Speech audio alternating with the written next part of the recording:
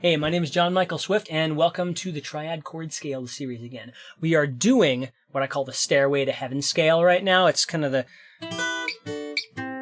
part of Stairway to Heaven is strictly in this chord scale, so I call it the Stairway to Heaven scale. In the strictest sense, it's a root position triad chord scale on the top three strings, the E, the G, and the B string, in the key of G.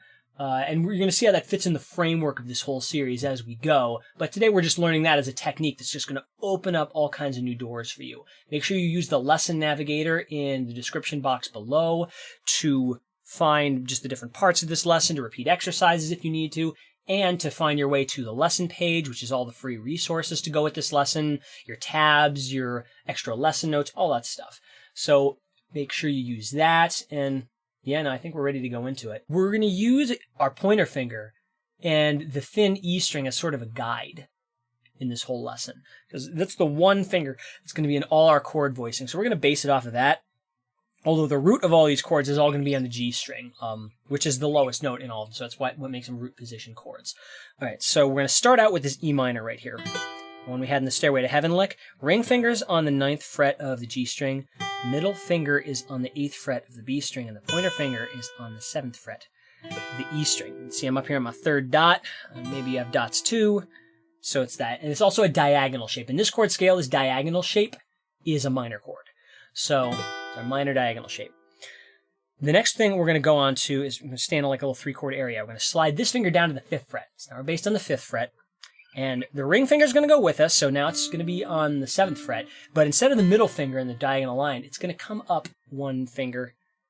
Pinky's going to be on the 7th fret here with the ring finger. So we got this little L-shaped doohickey going on here. That is a major shape in this chord scale. So there's your D, there's your root, your 3rd, your 5th, D major. So we're at E minor, and D major. Slide that down 2 more frets, and that's a C chord. 3rd fret of the E string, 5th fret of the B string, 5th fret of the G string.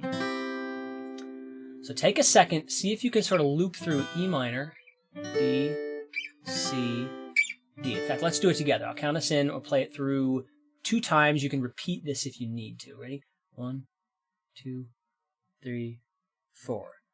E minor, 2, 3, to D, down to C, and back up to D, one more time, and 2, 3, 4, 2, 3, 4, 2, 3, 4, 2, 3, the end. So do that a few times if you need to make sure you got it solid, going on to the next area. So if we pick up at the C, kind of 3rd fret bass that we left off at, we're going to use the minor shapes for the 2 chords below it. So your ring finger is going to come down 1 fret. In fact, both of these fingers are going to come down 1 fret. But now, pinky goes away, middle finger comes back to the diagonal line. Now we're at B minor. B there, D there, F sharp there. It's our B minor chord. It's our 3 chord. And then we slide this down 2 more frets. We get A minor. This looks suspiciously like our caged A minor chord. You're also going to notice your pointer finger is going to kind of come over the nut here. So we got an open E string. But here's our 2 chord. It's a minor 2, A minor. So our area is A minor there, B minor on the 2nd fret there, and then C with the pointer finger on the 3rd fret. So let's do the same thing we did the last one. Cycle through these chords a few times. I'll play it twice. You can go back as many times as you need to. Make sure we really get this down. Ready? 1, 2, 3, 4. C, 2, 3, 2, diagonal. B minor, 2, 3, A minor. 2, 3, B minor. 2, 3, back up to C. 2, 3, 4. 1, 2, 3, 4. 1, 2, 3, 4. 1, 2, 3, 4. That's another area. We have one last area to go.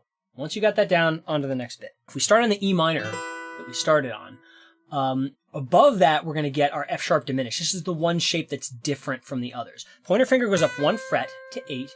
Now we sub in our ring and our pinkies on the 10th and the 11th frets. So instead of having a nice little diagonal line there, we kind of like the diagonal line's a little crooked. A little crooked diagonal curve thingy. This is our diminished shape, F sharp, A, C. It's our F sharp diminished triad. So see if you can switch between that and the E minor real quick. Subbing the pinky in, doing a little shuffle there. The ring finger moves over and the pinky comes in. So there's your diminished shape. Then we're going to go back to the major shape. You've got to kind of do-si-do these 2 fingers and then slide everything up 2 frets. Well, at least the pointer finger goes up 2 frets. It goes up to 10, pinky on 12 of the B string, ring finger on 12 of the G string. It's the same kind of L-shaped major shape we had before. That's our G chord. So now we're going to cycle between these 3 chords. We're going to start on the E minor. Going to go up and then come back down. Same way we did before. Ready? 1, 2, 3, 4. E minor up to F sharp diminished. I'm watching my fingers ahead. Do, Si, Do to the G. Back to F sharp diminished. E minor 2, 3, 4. F sharp diminished, G 2, 3, 4, F sharp diminished, E minor. So now we've covered all the basic areas and bits. Now we're going to try to start way up here and try to, gradually down and then all the way back up. We're going to do that slowly, really clearly. This is the last exercise in this video. If you're digging this and you want to see kind of what you do with it musically, the next lesson is an improvisation on this idea. So it's kind of how you take this and, turn it into kind of your own thing. There's a lot more things like this in the series, so stick with us if you're digging it. All right, here we go. Last exercise. Let's start on the G. 12, 12, 10. Try to go all the way back, down, and back up. Do it as many times as you need to really, really nail it. Here we go. 1, 2, 3, 4. G, down to F, sharp, diminished, 3, 4. E minor, down to B, 2, 3, 4. C, 2, 3, 4. B minor, 3, 4. A minor, the open string. Back up to B minor, going up to C.